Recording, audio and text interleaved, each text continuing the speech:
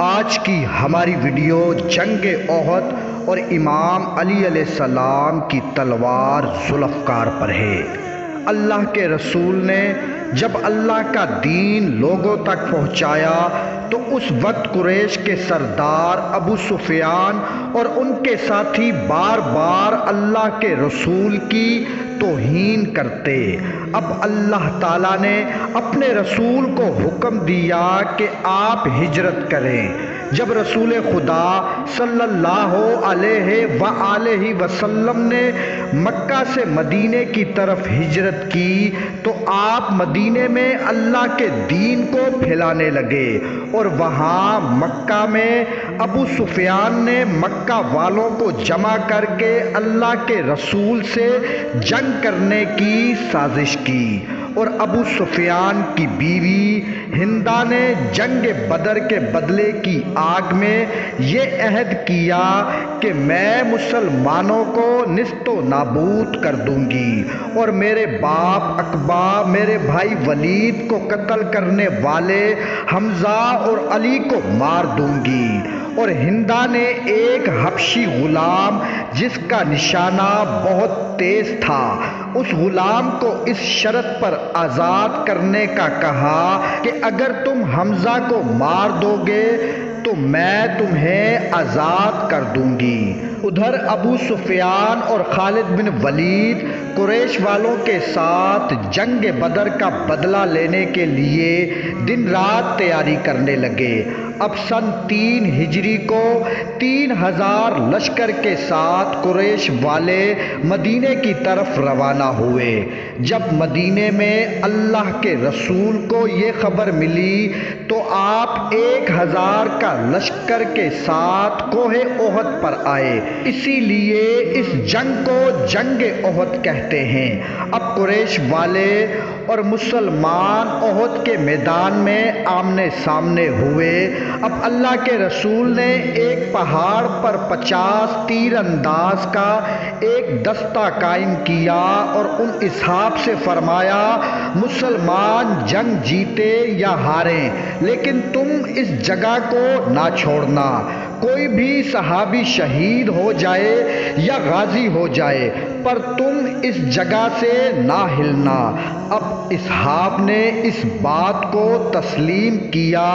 ادھر قریش والوں نے حملہ کر دیا، جنگ شروع ہو گئی۔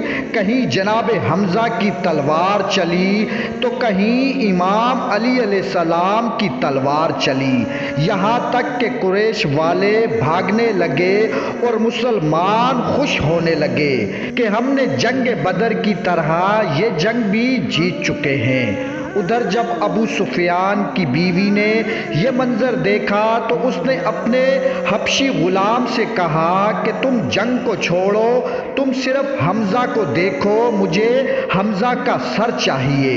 اتنی دیر میں وہ اصحاب جو تیر انداز کھڑے تھے، جن کو رسول خدا صلی اللہ علیہ وآلہ وسلم نے جگہ چھوڑنے سے منع فرمایا تھا، اب وہی تیر انداز اپنی جگہ چھوڑ کر مال غنیمت کی طرف بڑھے۔ جیسے ہی وہ جگہ خالی ہوئی تو قریش والوں کے ایک لشکر نے پیچھے سے حملہ کر دیا۔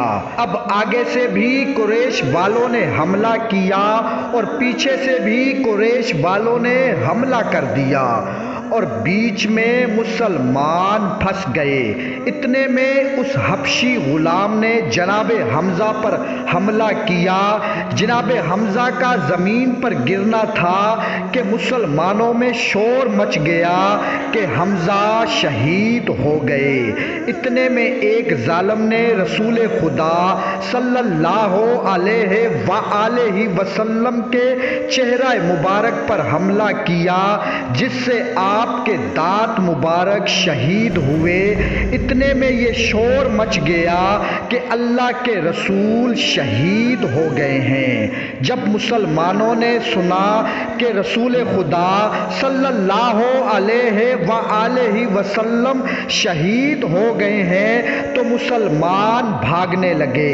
یہ خبر جیسے ہی امام علی تک پڑی تو مولا علی علیہ السلام شیر کی طرح کفار کے لشکر کو چیرتے ہوئے اللہ کے رسول کے پاس آئے۔ جیسے ہی آپ نے اللہ کے رسول کا چہرہ مبارک پر خون دیکھا تو امام علی علیہ السلام نے رسول خدا صلی اللہ علیہ وآلہ وسلم کو ایک محفوظ جگہ پر بٹھایا اور خود شیر کی طرح قریش والوں پر حملہ کیا۔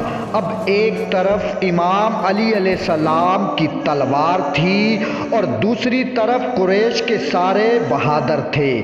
کسی کا سر، کسی کے پاؤں، کسی کا ہاتھ کٹ کٹ کر زمین پر گرنے لگے۔ اب کوئی بھی کفار اللہ کے رسول کے قریب نہیں آ سکتا۔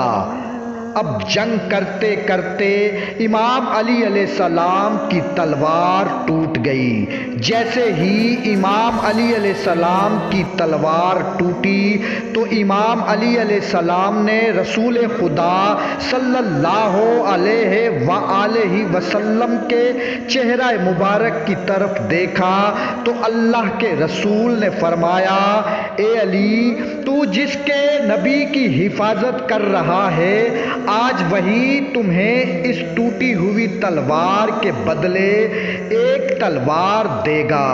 بس اتنی ہی دیر میں جبرائیل علیہ السلام لا فتح الا علی لا سیف الا ذوالفقار کہتے ہوئے آسمان سے تلوار لائے۔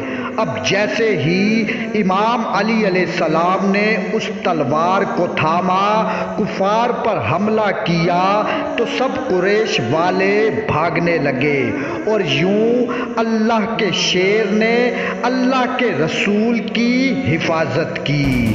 میرے لاکھوں سلام ہو رسول خدا صلی اللہ علیہ وآلہ وسلم کے محافظ اللہ کے شیر مولا علی علیہ السلام پر۔ اللہم صلی علی محمد وآل محمد۔